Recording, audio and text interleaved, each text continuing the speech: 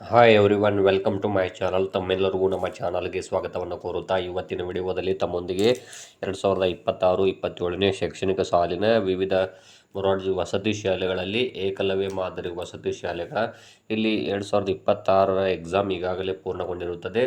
ನಿಮಗೆಲ್ಲ ಗೊತ್ತಿರುವ ಹಾಗೆ 1ನೇ ಮಾರ್ಚ್ 2026ರಂದು ಪರೀಕ್ಷೆ ಪೂರ್ಣಗೊಂಡಿದ್ದು ಕೀ ಉತ್ತರಗಳನ್ನು ಕೂಡ ತಾವು ಚೆಕ್ ಮಾಡ್ಕೊಂಡಿರ್ತೀರಿ.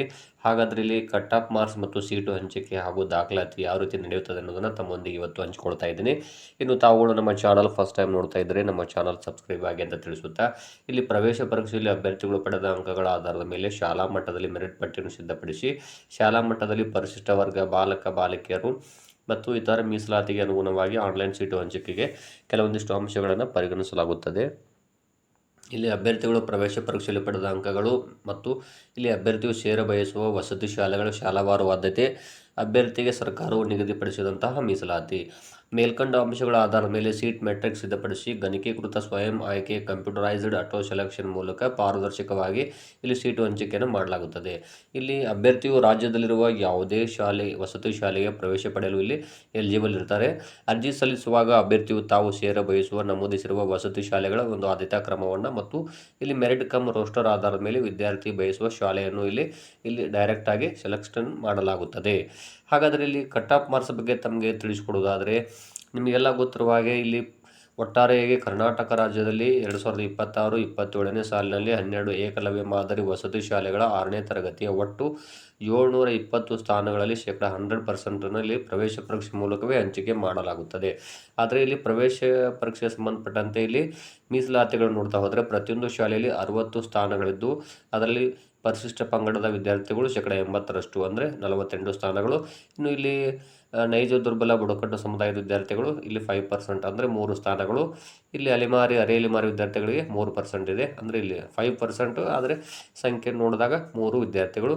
ಇನ್ನು ಇಲ್ಲಿ ಎಡಪಂಥೀಯ ಮತ್ತು ಕೋವಿಡ್ನಿಂದ ಪೋಷಕರು ಮೃತಪಟ್ಟವರು, ಅನಾಥ ಆಗಿರೋ ಮಕ್ಕಳಾಗಿರ್ಬೋದು, ವಿಧವೆಯರ ಮಕ್ಕಳು ಹಾಗೂ ವಿಕಲಚೇತನ ಪೋಷಕರ ಮಕ್ಕಳು, ಅನಾಥ ಮಗು, ಭೂದಾನಿಗಳ ಮಗು, ಈ ರೀತಿಯಾಗಿ ಟೋಟಲ್ ಆಗಿ ಒಟ್ಟು ಇಲ್ಲಿ 60 ಸೀಟುಗಳು ಎಲ್ಲ ಸೇರಿ.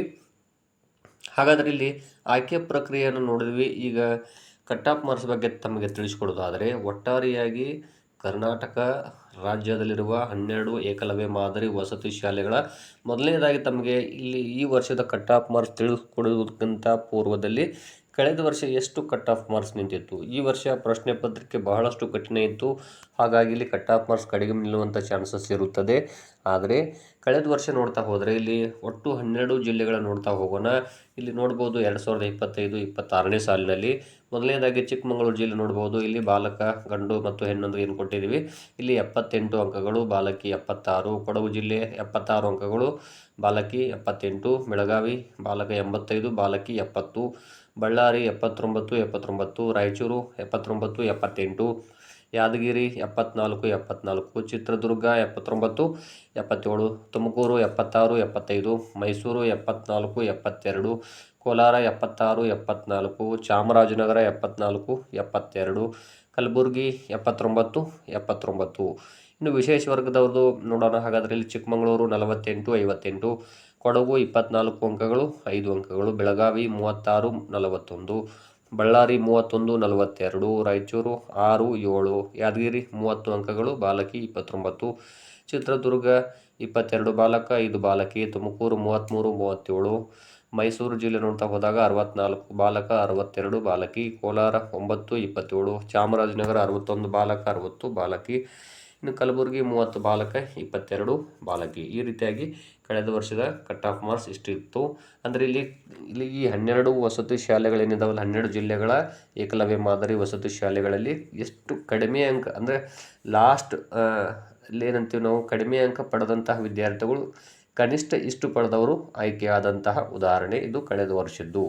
ಹಾಗಾದರೆ ಈ ವರ್ಷ ಎಷ್ಟಕ್ಕೆ ನಿಲ್ಬೋದು? ನಾನು ಆಗಲೇ ಹೇಳಿದಾಗೆ ಕ್ವಶನ್ ಪೇಪರ್ ನೋಡ್ತಾ ಹೋದರೆ ಇದು ಈ ವಿದ್ಯಾರ್ಥಿಗಳ ಮಟ್ಟವನ್ನು ಮೀರಿದ ಪ್ರಶ್ನೆಗಳು ಕೆಲವೊಂದು ಬಂದಿದ್ದಾವೆ. ಹಾಗಾಗಿ ವಿದ್ಯಾರ್ಥಿಗಳದ್ದು ಉತ್ತರಿಸುವುದು ಕಷ್ಟ ಅಂತಲೇ ಹೇಳ್ಬೋದು. ಹಾಗಾದರೆ ಇಲ್ಲಿ ನೋಡ್ತಾ ಹೋಗೋಣ. ಮೊದಲನೇದಾಗಿ ಚಿಕ್ಕಮಗಳೂರು ಈ ವರ್ಷ ಎಷ್ಟಕ್ಕೆ ನಿಲ್ಬೋದು? 65 ಬಾಲಕ, 60 ಬಾಲಕಿ. ಕೊಡಗು 75 ಅಂಕಗಳು ಮತ್ತು ಇಲ್ಲಿ ಬಾಲಕಿ 70 ಅಂಕಗಳು. ಬೆಳಗಾವಿ ಬಾಲಕ 70, ಬಾಲಕಿ 65. ಬಳ್ಳಾರಿ ಬಾಲಕ 65, ಬಾಲಕಿ 60, ರಾಯಚೂರು ಬಾಲಕ 70, ಬಾಲಕಿ 65, ಯಾದಗಿರಿ ಬಾಲಕ 70, ಬಾಲಕಿ 65 ಅಂಕಗಳು, ಚಿತ್ರದುರ್ಗ ಬಾಲಕ 70 ಸೇಮ್ ಮತ್ತು ಬಾಲಕಿ ಕೂಡ, ತುಮಕೂರು ಬಾಲಕ 65 ಅಂಕಗಳು, ಬಾಲಕಿ 60 ಅಂಕಗಳು, ಮೈಸೂರು ಬಾಲಕ 70 ಅಂಕಗಳು, ಇಲ್ಲಿ ಬಾಲಕಿ 65 ಅಂಕಗಳು, ಕೋಲಾರ ಕೂಡ ಸೇಮ್ ಇದೆ.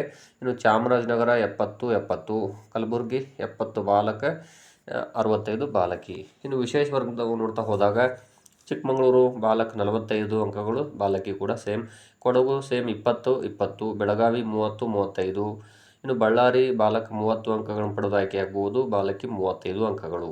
ಇನ್ನು ರಾಯಚೂರು 15 15, ಯಾದಗಿರಿ 25 25, ಚಿತ್ರದುರ್ಗ 20 20 ಅಂಕಗಳು, ತುಮಕೂರು ಬಾಲಕ 25 ಅಂಕಗಳು, ಬಾಲಕಿ 30 ಅಂಕಗಳು.